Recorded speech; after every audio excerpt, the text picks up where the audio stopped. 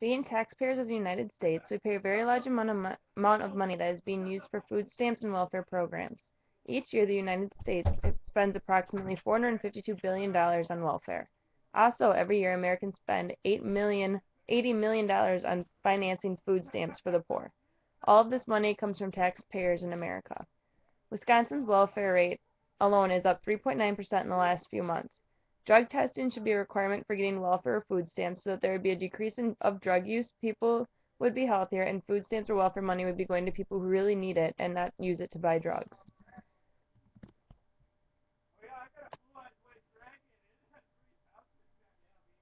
The problem here is that too many people receiving welfare and/or food stamps in the United States are abusing the services.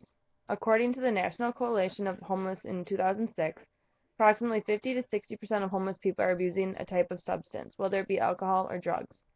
Many of these people get hooked on a substance abuse after they become homeless. This is hard to believe because if you can't afford to live anywhere or put food on the table for your family or yourself, you shouldn't be able to start a new addiction, especially an expensive one. These people are also much more likely to develop mental disorders. These mental disorders could range from things from depression, bipolar disorder, etc. They also are more likely to stay homeless due to the substance abuse and mental disorders.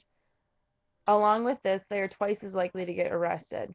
The hospital I work at, many times we see homeless alcoholics or drug addicts who come into the emergency room saying they don't feel well just to get a free meal. Sometimes they even admitted due to their abuse and get multiple meals and a bed to sleep in. This is another example of homeless people abusing services that the rest of working America ends up paying for. Many of these people are ripping off the government by selling their food stamp cards for drugs and then receiving new ones. Many people will seek out replacement food stamp cards more than 3 times a year because they are selling them for drugs. Up until now, states were unable to suspect that they were selling their cards for drugs. Now they can question people who lose their cards three or more times a year. Most of the time, these people are selling their cards on eBay or Craigslist. The Department of Food, Nutrition, and Consumer Services has had to post comments on these websites to remind people it is illegal to sell your food stamp cards to anyone. You can use these cards like a debit card, where the recipients can use these cards over 200,000 stores across the United States. There's a certain amount of money you can put on the card for these people to use to buy groceries or to feed themselves and their families. Once the money is gone, it is gone. The average amount of money spent for food stamps is $132 per person per month. This is plenty of money for one person to buy groceries for a month if they do it smartly. They do not require an ID to use the card, seeing as many families have parents or children use the card to go to the store to buy groceries or whatnot. It's not limited to just one person. Once the card is reported lost or stolen, much like your debit card, it gets shut off immediately and no longer is in use. This is good because then, just like your debit card or credit card, people are not able to use it once it's shut off and people won't be committing fraud. Last year alone, over 850,000 people were investigated for fraud when using their food stamps. This number is very high and shocking, seeing as these people should not be using government money for fraud so that they can support their substance abuse or other things. Along with this, 1,200 stores were removed from the food stamp program for illegal conduct. Most of the fraud is taking place in smaller convenience stores or shops, not in bigger places like Walmart or supermarkets, such as Pick and Save or Piggly Wiggly. Many states are starting programs which denies convicts or drug felons the ability to receive food stamps or welfare. These changes are meant to stop people from selling or trading their food stamps for drugs. Many states tried to use this idea but are being forced to stop. This is due to budget deficits and steep prison recidivism rates. The cause is the government not regulating or having higher standards for the people who are receiving food stamps or welfare.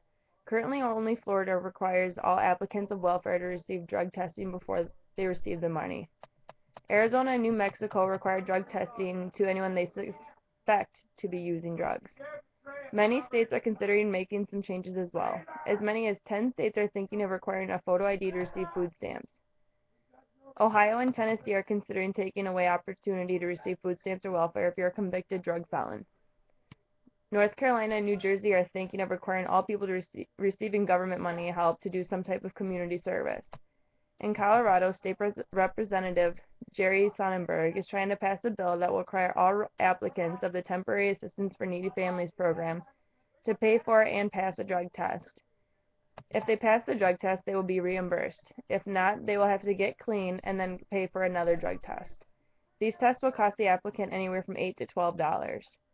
People who are supporting his bill say that this would keep people healthy, avoid substance abuse, and help eliminate fraud.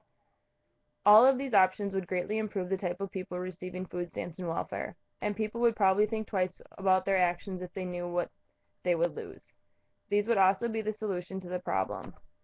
In conclusion, this is obviously an increasing problem in the United States, and the government needs to require drug testing to help bring down some of these numbers.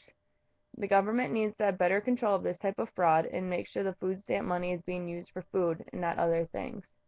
They also need to not let people continue to abuse the system once they get caught. There should be no second chance for fraud, especially when it's the taxpayers' money that is being used in the wrong ways. These people aren't paying taxes most likely, and we should not be working as hard as we do to support someone else's drug and alcohol abuse.